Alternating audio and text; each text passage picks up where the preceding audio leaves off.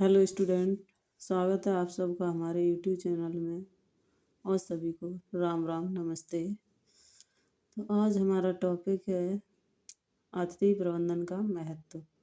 आगे का मैं करा चुकी हूँ, यानी अतिथि प्रबंधन क्या है, इसकी देखभाल और क्या क्या इसके अतिथि के रुकने के साधन हैं, कहाँ कहाँ रुक सकते हैं, ये सारा मैं आगे की पिछली क्लास में करा चुकी हूँ।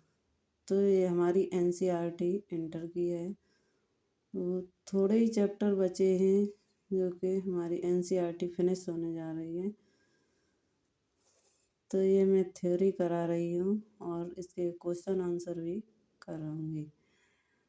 तो ठीक है, स्टार्ट करते हैं। अतिथि प्रबंधन का महत्व क्या है? अतिथि प्रबंधन का महत्व ये देख लेते हैं। तो देखते हैं हम।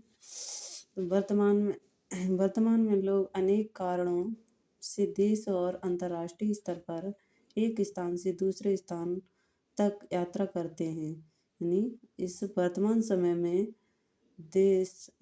वर्तमान समय में लोग अनेक कारणों से देश और अंतर्राष्ट्रीय स्तर पर एक स्थान से दूसरे स्थान पर यात्रा करते हैं। यह यात्रा व्यापार संबंधी प्रयोजन, उत्पादों के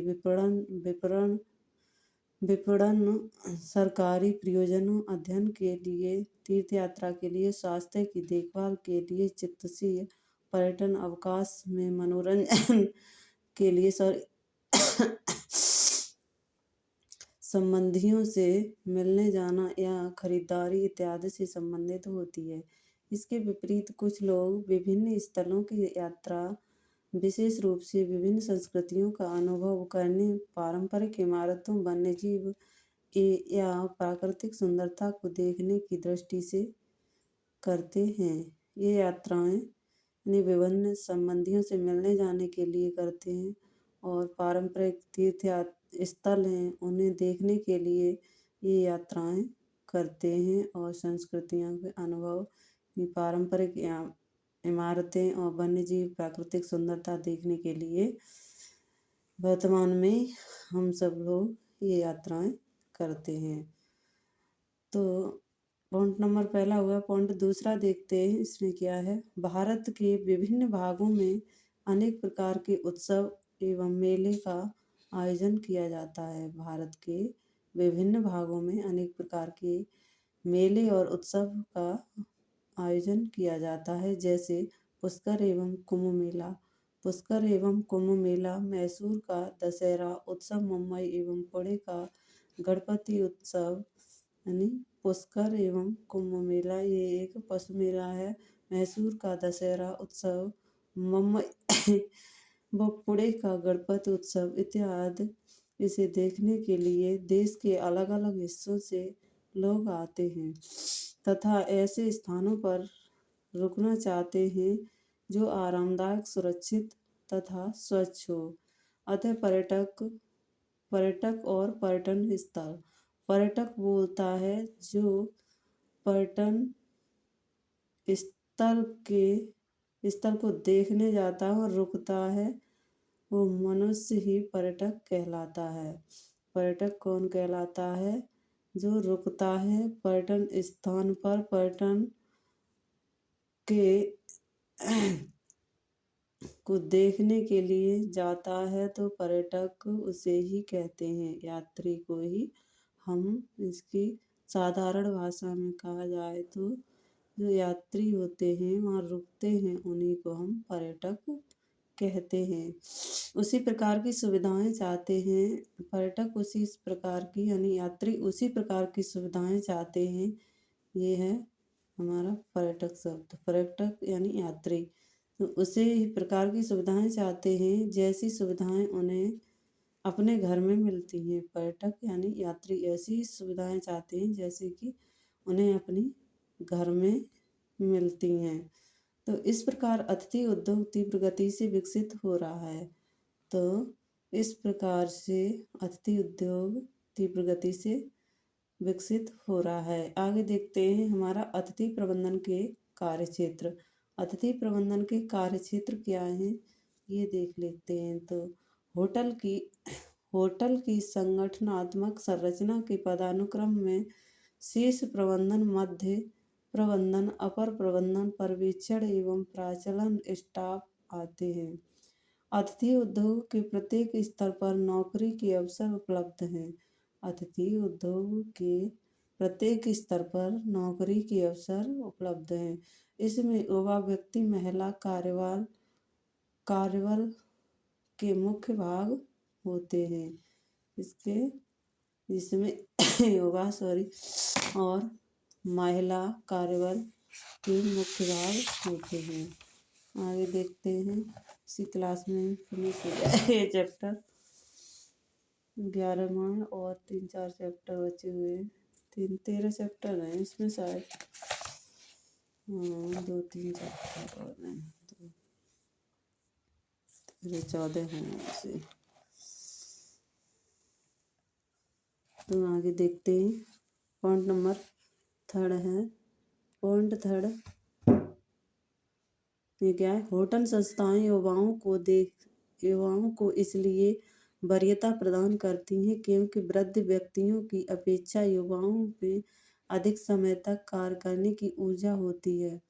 ये होटल संस्थाएं युवाओं को इसलिए वरीयता प्रदान करती हैं क्योंकि वृद्ध व्यक्तियों की अपेक्षा युवाओं में अधिक कार्य शक्ति होती है, यानी कार्य करने की क्षमता होती है, ऊर्जा होती है तथा ये शैक्षणिक प्रगति होने से उच्च कोटि की सूचना प्रदान कर सकते हैं। युवा नवीनतम प्रौद्योगिकियों एवं नए विचारों को अपनाने के लिए तत्पर रहते हैं तथा इनके अंदर सफलता एवं अधिक पैसा अर्जित करने की महत्वाकांक्षा होती है। प्रौद्योगिकियों एवं नए विचारों को अपनाने के लिए तत्पर रहते हैं कौन? युवा नवीनतम। इनके अंदर सफलता एवं अधिक पैसा अर्जित करने की महत्वाकांक्षाएं होती हैं। पॉइंट नंबर 4 है। तो वर्तमान में अतिथि उद्योग तेजी से विकसित हो रहा है, इसलिए योग्य व्यक्तियों के लिए यह क्षेत्र सफल होने के लिए अनेक अवसर प्रदान करता है। अतिथि प्रबंधन होटल या संस्थाओं या रेस्तरां तक की सीमित नहीं है, बल्कि इसके मूल सिद्धांत छात्रावासों एवं बड़े अस्पतालों में भी लागू होते हैं। आगे देखते हैं। तो फिनिश हो जाएगी हमारी, थोड़ी और है। आगे देखते हैं। अतिथि प्रबंधन के कार्य करने के लिए अनिवार्य योग्यताएं। इस क्षेत्र में अतिथि प्रबंधन के कार्य करने के लिए अनिवार्य योग्यताएं क्या क्या हैं ये जल्दी से देख लेते हैं। तो इस क्षेत्र में आप लोगों को इतना समझ आ गया होगा। तो आगे चलते हैं। तो इस क्षेत्र में कार्य करने के लिए अनिवार्य योग्यताएं निम्न प्रकार हैं। नंबर 1, कर्मचारियों को प्रशिक्षित होना आवश्यक है। कर्मचारियों का प्रशिक्षित होना आवश्यक है। पॉइंट नंबर 2, कर्मचारियों को चेहरे पर मुस्कान के साथ साथ साफ सुथरा, व्यवस्थित एवं अच्छे आचरण तथा शिष्टाचार पूर्ण से अतिथियों के सामने पेश होना चाहिए।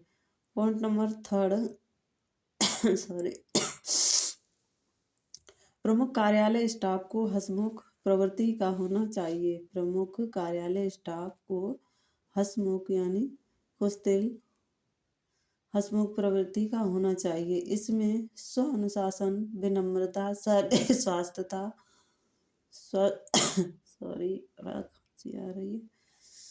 आत्मविश्वास एवं बहुभाषी कौशल के साथ साथ अच्छे संचार कौशल का भी ज्ञान होना चाहिए। पॉइंट नंबर 4, स्टाफ को कुछ अन्य बातों का भी ध्यान रखना आवश्यक होता है, जैसे जैसे साफ तथा ठीक प्रकार से इस्त्री की हुई वर्दी, न्यूनतम सहायक साधन एवं अच्छे ढंग से बनाए गए बाल,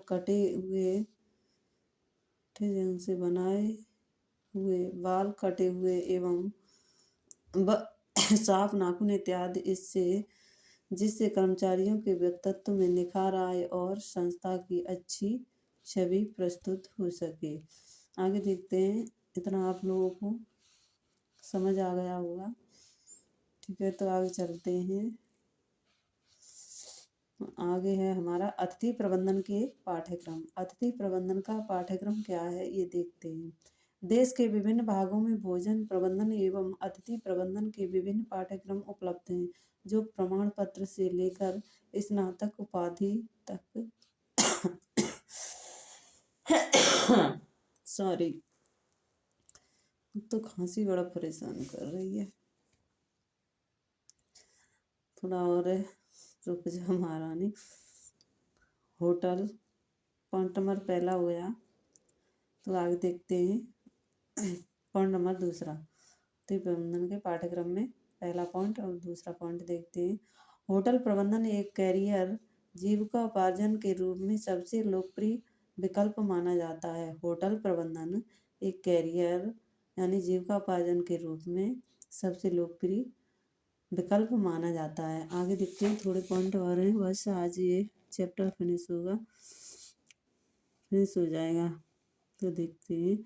पॉइंट नंबर थर्ड है, विभिन्न संस्थानों द्वारा खान पान एवं अतिथि प्रबंधन के पाठ्यक्रम चलाए जाते हैं, जिसमें विद्यार्थी स्नातक स्तर के साथ साथ स्नातकोत्तर स्तर पर खान पान के कोर्स कर सकते हैं। कैटरिंग अतिथि उद्योग का मुख्य हिस्सा है। कैटरिंग अतिथि उद्योग का मुख्य हिस्सा है। तो अतिथि उद्योग का मुख्य हिस्सा क्या है, ऐसे क्वेश्चन पूछा जा सकता है। अतिथि उद्योग का मुख्य हिस्सा क्या है, तो ये है कैटरिंग। कैटरिंग अतिथि उद्योग का मुख्य हिस्सा है। आगे देखते हैं। पॉइंट नंबर 4, डिग्री पाठ्यक्रम के अतिरिक्त कोई भी इस क्षेत्र में डिप्लोमा या सर्टिफिकेट कोर्स कर सकता है।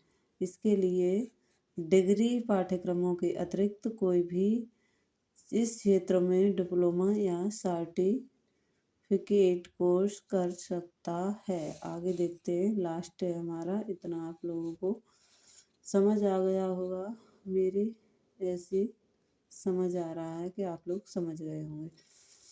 तो अतिथि प्रबंधन में जीविका के अवसर क्या हैं, तो ये देख लेते हैं।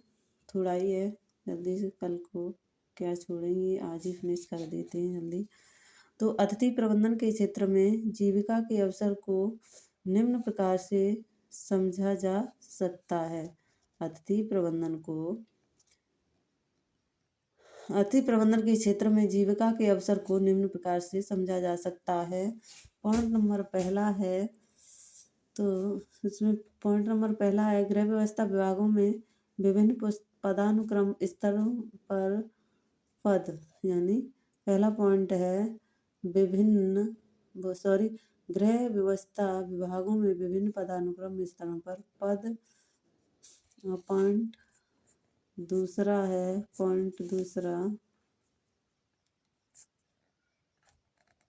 हमारे पेन भी नहीं चल रहा।